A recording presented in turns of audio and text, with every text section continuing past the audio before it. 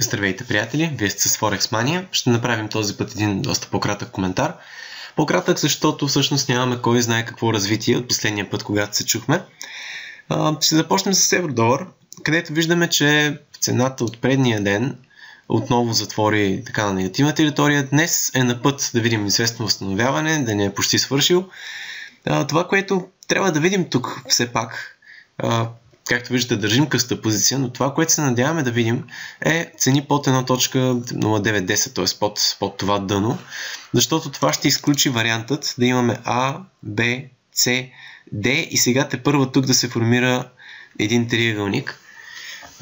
Т.е. би спестил, така да се каже, малко време и разбира се е негативен сигнал, ако видим още едно дъно тук.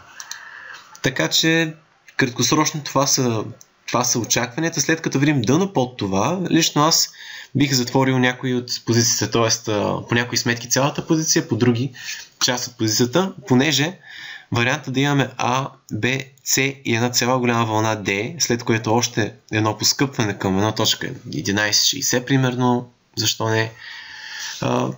Това е така добра възможност с голяма вероятност и като цяло няма смисъл просто пазара да те разкарва на голяма печалба, след това близо до нулата, после пак на печалба, нали? В случай, че си прав, ако не пък, разбира се, загубата е нещо нежелано.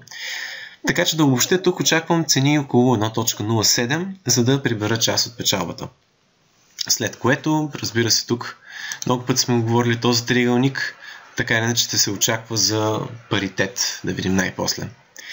При другите валутни двойки, при канадеца все още не сме видели връх тук. Тук между другото имаме не точно ендинг. Можеше да има такъв потенциал, ако бяхме видели връх над този и ако му беше малко по-различна структурата, но този рязък спад сега по-скоро не означава кой знае какво, по-скоро означава, че върхът тук се отлага. Все пак аз съм настроен, че тук ще видим връх преди да имаме по-голям спад. Така че тук просто изчакваме. При златото пълно очаквано започна някаква корекция. Все още тя няма завършен вид, нито като време, нито като проценти, които цената е направила като корекция, едва на 23%, така че тук поне аз изчаквам малко по-голяма корекция преди да се намеся с някакви къси позиции. При долария не имаме всъщност един вид новости.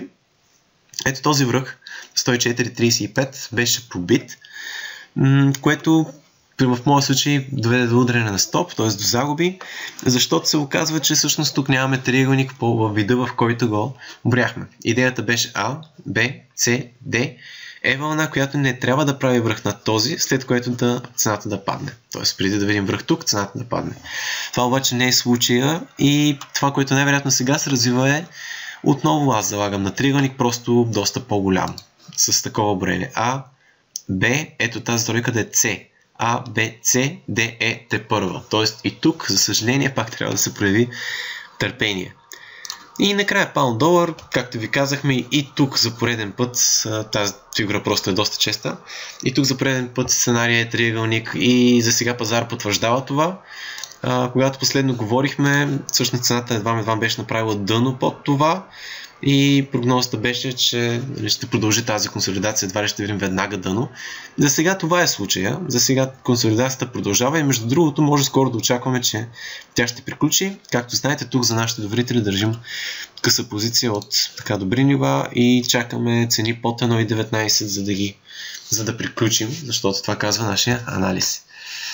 С това ви оставям за сега и разбира се, когато има развитие, очаквайте ново видео. Успех!